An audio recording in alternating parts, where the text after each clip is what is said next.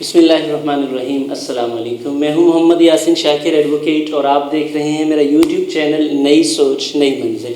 मैं आपको आपके पसंदीदा यूट्यूब चैनल पे खुशामदीद कहता हूं। यकीनन आप वीडियोस को लाइक करते हैं और ये मेरे लिए अप्रिसिएशन है ताकि मैं आपके लिए मज़ीद अच्छा काम कर सकूं। आज हम जो हमने सीरीज़ स्टार्ट की है easy way of understanding and learning English grammar, उसमें एक और वीडियो है और ये बेसिक एंड क्रूशल वीडियो है। आपके लिए बड़ी ज़रूरी है, इसलिए ज़रूरी है कि आप उस वक्त तक इस अहल नहीं हो सकते एक सेंटेंस बनाएं जब तक आपको सेंटेंस के पार्ट्स का ना पता चल जाए। आज तक तो आपने सुना होगा पार्ट्स ऑफ स्पीच, मैं आपकी खिदमत में लेके हाजिर हुआ हूँ parts of a sentence. They are very much important for you कि आप इनको कैसे समझ सकते हैं और उनका फंक्शन क्या है। आइए हम देखते हैं सबसे पहले कौन कौन से हैं। बेसिक 5 पार्ट्स मैंने लिखे हैं जो मेन कंपोनेंट्स हैं जो आपके सेंटेंस में आपकी हेल्प आउट करते हैं और आपको कंफ्यूज भी यही करते हैं। देखते हैं। सबसे पहले सब्जेक्ट है, फिर वर्ब है, ऑब्जेक्ट है और जो और कंफ्यूजन में इजाफा करते हैं subject complement and object complement. मैं आपको यकीन दिलाता हूँ आप ये 5 से 7 मिनट मेरे साथ रहिए, इसके बाद आप ये कॉन्सेप्ट समझने में अहल हो जाएंगे और सेंटेंस कंस्ट्रक्शन में आपको आसानी होगी। आइए सबसे पहले हम आइडिया डिस्कस करते हैं सब्जेक्ट का कि सब्जेक्ट बेसिकली क्या होता है। पहले तो हम इसको डिफाइन करने की कोशिश करते हैं। सादा crispy doer of the action. लीजिए जी, किसी भी सेंटेंस में जो डूअर होता है वो आपका सब्जेक्ट होता है।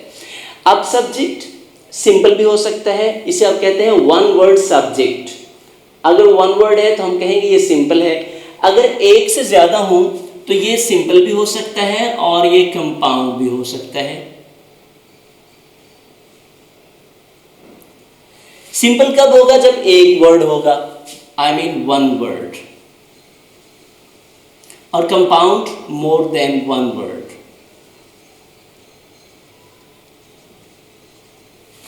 आइए हम एक एग्जाम्पल लेते हैं इसकी, सिंपल के भी और फिर उसके बाद डबल के भी। पहला, आसिम वर्क्स हार्ड। अब यहाँ पे हम सिर्फ कंसर्न है डूअर के। वर्क कौन करता है? आसिम। ये कौन सा सब्जेक्ट हुआ? एस आप कह लें, सिंपल सब्जेक्ट। अब इसी की दूसरी एग्जाम्पल हम लिखेंगे, Asim and Nazim work hard. Asim and Nazim, किसने इसे कंपाउंड बनाया? एंड ने कंजंक्शन लगने से ये क्या बन गया? कंपाउंड। दो मिले तो कंपाउंड सब्जेक्ट। और देखिए कंपाउंड सब्जेक्ट का आपके वर्ब के ऊपर असर हुआ। यहाँ पे इन्फ्लेक्शन थी एस के इजाफे के साथ था और यहाँ पे एस का खात्मा हुआ। जैसे ही 2 हुए, यहाँ पे एक, इधर एडिशन हुआ तो इधर डिलीशन हुआ, इफेक्ट हुआ। चलिए जी, हमें ये समझ आई कि सब्जेक्ट डूअर होता है और ये सिंपल भी हो सकता है और ये कंपाउंड भी हो सकता है। अब हम बात करते हैं वर्ब की, और ये वर्ब हमारा सबसे कंफ्यूज करने वाला टॉपिक है। ज़रा गौर करेंगे इसके ऊपर, समझने के लिए ये बड़ी अहम बात है कि वर्ब क्या है। आप कह सकते हैं इट्स एक्शन। ये वो काम है जो, ये हमने बात की थी डूअर ऑफ द सेंटेंस, ये डूइंग है उसके डूअर की, उसका एक्शन है, उसकी एक्टिविटी है जो उसने की, वो क्या काम करता है, डूअर। तो ये सारी चीज़ें जब हम इनको फोकस करेंगे तो वर्ब बेसिकली, अब वर्ब्स कंफ्यूज हम इससे करते हैं, हम ये कहते हैं कि ये बेसिकली एक्शन होता है, लेकिन इसके फंक्शंस मुख्तलिफ हैं। ये अपने फंक्शंस के लिहाज से मुख्तलिफ कैटेगरीज रखता है। आइए हम उन कैटेगरीज को जो बेसिक हैं उनको ज़रा देखते हैं। ये अपने फंक्शन के लिहाज से मॉडल वर्ब्स भी हो सकते हैं, ये लिंकिंग वर्ब्स भी हो सकते हैं, ये हेल्पिंग वर्ब्स भी हो सकते हैं, ये हमेशा से ही जो प्रॉब्लमेटिक है, और ये मेन वर्ब्स भी होते हैं। अब देखिए ये 4 काइंड्स हैं और हमने ये कहा कि सिर्फ एक्शन, ये प्रॉब्लमेटिक। आइए हम इस एक्शन को एक्सप्लेन करते हैं थोड़ा सा, ताकि आपको ये बात समझने में आसानी हो सके। पहला, हम यहाँ लिंकिंग और हेल्पिंग वर्ब और मेन वर्ब को पहले एक्सप्लेन करने की कोशिश करते हैं। देखें, शी इज अ गर्ल। दूसरा, she is writing a letter.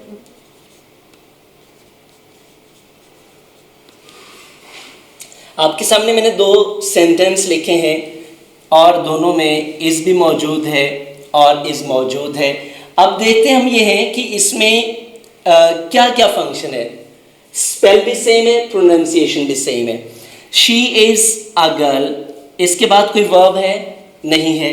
जैसे मैंने पहले बात की थी, एक प्रीवियस वीडियो में कर चुका हूँ, आप उसको ज़रूर वॉच कीजिएगा, कि बेसिकली ये शी क्या है? सब्जेक्ट है। और ये गर्ल क्या है? ये ऑब्जेक्ट नहीं है। बेसिकली ये इसका सब्जेक्ट कॉम्प्लीमेंट है। शी डिफाइन कर रही है कि वो है क्या बेसिकली। अच्छा, अब इन दोनों को जो मिला रहा है वो इज है, तो इज का फंक्शन यहाँ पे क्या होगा? लिंकिंग वर्ब का। जब हम बात करते हैं इज राइटिंग, जब भी दो वर्ब्स इकट्ठे आ जाएं तो एक मेन वर्ब होगा और एक हेल्पिंग। तो यहाँ पे इज हमारे पास क्या है? HV है। यहाँ पे हमारे पास ये क्या है? LV है। ज़रा इसके ऊपर आपने फोकस किया। अब हम चलते हैं मॉडल वर्ब्स और मेन वर्ब्स की। तो ये जो हमारे पास राइटिंग है, ये हमारा मेन वर्ब है। मॉडल वर्ब्स की बात करते हैं, जैसे आप can, could, might, may, should, would, ये इस्तेमाल करते हैं, ये आपके मॉडल वर्ब्स होते हैं। तो ये वर्ब का आइडिया आपके सामने, मॉडल वर्ब्स जैसे can, could, would, should, may, might, like, so, इस तरह के वर्ब्स जो हैं वो आपके पास मॉडल वर्ब्स होते हैं। अच्छा, अब हम चलते हैं आगे ऑब्जेक्ट की तरफ।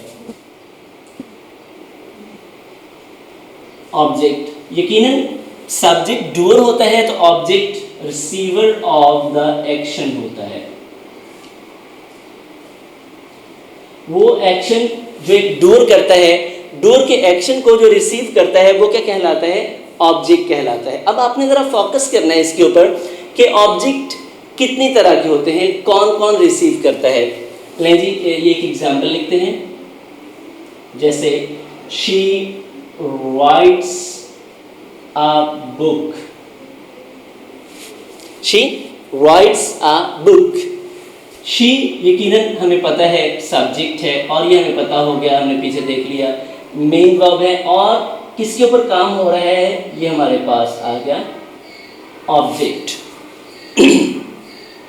अब जरा गौर करें, ये हमने ऑब्जेक्ट रिसीवर के तौर पे। अब इसकी काइंड्स को अगर हम देखना चाहते हैं तो हम एक सेंटेंस और लिखते हैं कि ऑब्जेक्ट की काइंड्स कितनी होंगी। ये जरा देखें, एक सेंटेंस फोकस करें। She through a stone at him. She threw a stone at him. She क्या है? सब्जेक्ट है। काम क्या कर रही है? अच्छा काम कर रही है। A stone ये भी एक ऑब्जेक्ट है, at him भी एक ऑब्जेक्ट है। बताएं दोनों में से क्या डिफरेंस आएगा? यकीनन सबसे पहला काम इसने क्या किया होगा? इसे इस पे किया होगा या इस पे किया होगा? यकीनन आपका जवाब होगा कि स्टोन पे, क्योंकि पहले उसने पत्थर उठाया होगा और फिर उसे मारा होगा।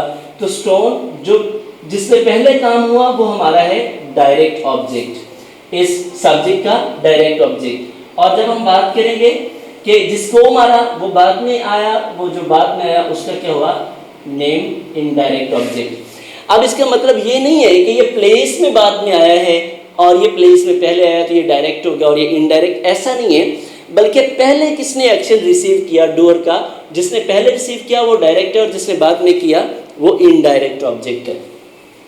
अब जरा नेक्स्ट चलते हैं हम सब्जेक्ट कॉम्प्लीमेंट के ऊपर कि बेसिकली सब्जेक्ट कॉम्प्लीमेंट क्या है। जब हम बात करते हैं सब्जेक्ट कॉम्प्लीमेंट की तो ये स्टेटमेंट की कंस्ट्रक्शन में आता है, जैसे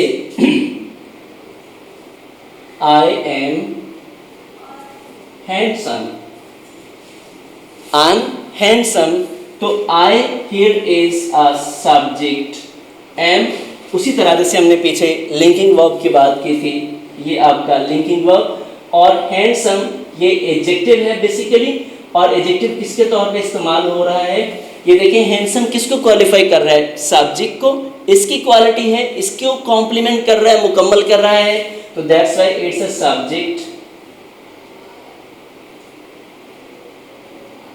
कॉम्प्लीमेंट। मैं अगेन बताता हूं, अगर हम ये कहते रहे आई एम, तो क्या ये कोई आइडिया, कोई सेंस बनाता है? कोई नहीं। मैं हूं, क्या हैं जी आप, हमें कोई पता नहीं चलेगा। तो इसकी बेटर अंडरस्टैंडिंग के लिए आई एम हैंडसम, तो जब ये बताता है कि हैंडसम, ये बेसिकली एडजेक्टिव है, क्वालिटी है आई की, और जो आई की क्वालिटी है, चूंकि सब्जेक्ट है, सब्जेक्ट को कॉम्प्लीमेंट क्या करता है, ये वाला वर्ड इसको हम देंगे नाम सब्जेक्ट कॉम्प्लीमेंट। आप ये कह सकते हैं कि सब्जेक्ट की जो क्वालिटी है, खूबी है, जो कॉम्प्लीमेंट करता है वर्ड, वो उसका सब्जेक्ट कॉम्प्लीमेंट कहलाता है। अब अगला कॉन्सेप्ट आपके लिए है ऑब्जेक्ट कॉम्प्लीमेंट। यकीनन सब्जेक्ट कॉम्प्लीमेंट से आपको आइडिया हो गया होगा कि जो सब्जेक्ट को कॉम्प्लीमेंट करता है वो क्या कहलाता है, सब्जेक्ट कॉम्प्लीमेंट, और जो ऑब्जेक्ट को कॉम्प्लीमेंट करेगा वो क्या कहलाएगा, ऑब्जेक्ट कॉम्प्लीमेंट। जरा देखिए, आई डिड सो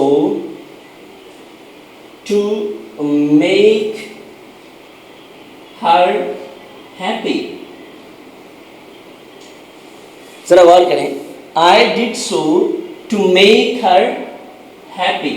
अब ये इस हैप्पी का इफेक्ट किसके ऊपर है, टू मेक हर हैप्पी। ये हैप्पी जो एडजेक्टिव है किसको क्वालिफाई कर रहा है, इस ऑब्जेक्ट को, तो ये क्या कहलाएगा, ऑब्जेक्ट कॉम्प्लीमेंट। तो ये थी आज की हमारी वीडियो के सेंटेंस के पार्ट्स को। अब इसका आपको बेनिफिट क्या होगा, इसकी यूटिलाइजेशन क्या है, बेसिकली एप्लीकेशन क्या है। तो अब आपके लिए आसान हो गया सब्जेक्ट का यूज, सिंपल और कंपाउंड का। फिर आपको वर्ब्स की समझ आ गई, कौन सा वर्ब कहाँ पे आपने यूज़ करना है, और लिंकिंग, हेल्पिंग और मेन वर्ब का की फंक्शनैलिटी क्या है। फिर आपने ऑब्जेक्ट देखा, ऑब्जेक्ट की काइंड्स देखी कि आपने जो डायरेक्ट है उसको कोशिश करनी है पहले लगाने की, और इनडायरेक्ट को बाद में प्लेस करें। इसी तरह जब हम बात करते हैं सब्जेक्ट कॉम्प्लीमेंट की, आपको आइडिया हो गया कि ऑब्जेक्ट और डायरेक्ट, ऑब्जेक्ट और सब्जेक्ट कॉम्प्लीमेंट में डिफरेंस होता है। ऑब्जेक्ट रिसीवर होता है किसी के एक्शन का, और सब्जेक्ट कॉम्प्लीमेंट जो होती है ये क्वालिटी होती है, किसी सब्जेक्ट की खूबी होती है। इस तरह ऑब्जेक्ट कॉम्प्लीमेंट भी आपने आसानी से समझ लिया है, इसलिए क्योंकि जब सब्जेक्ट कॉम्प्लीमेंट सब्जेक्ट को कॉम्प्लीमेंट कर रहा था, उसको कंप्लीट कर रहा था या उसकी खूबी बयान कर रहा था, इसी तरह ऑब्जेक्ट कॉम्प्लीमेंट ऑब्जेक्ट को क्या कर रहा है, क्वालिफाई कर रहा है। अब आपने एक छोटा सा काम, छोटी सी एक्टिविटी जस्ट 5 to 10 मिनट्स की आपने करनी है। इस तरह एक एक एग्जाम्पल, फिर उनको एनालाइज करना है। एनालाइज करने के बाद आपने फिर बताना है कि आपको कितनी समझ आई। तो जब तक आप प्रैक्टिस नहीं करेंगे ये चीज़ें आप इनहेल नहीं कर पाएंगे। तो ख़ुद से प्रैक्टिस कीजिए और फिर मुझे फीडबैक ज़रूर दीजिए। मेरे ट्विटर पे आप मुझसे वो अपनी एक्टिविटी शेयर कर सकते हैं पिक्चर बनाकर, और मैं उसके ऊपर आपको फीडबैक दूंगा। और आप ये भी कर सकते हैं कि मेरे यूट्यूब चैनल के ऊपर कमेंट बॉक्स में आ सकते हैं। आप मुझे कॉल कर सकते हैं मेरे पर्सनल कॉन्टेक्ट नंबर पे, जो कि वीडियो के साथ मौजूद है। और इस सारी वीडियो को देखने का आपका शुक्रिया, अपना कीमती टाइम आपने दिया। इसको लाइक कीजिए, शेयर कीजिए और मेरे चैनल को सब्सक्राइब कीजिए। वस्सलाम।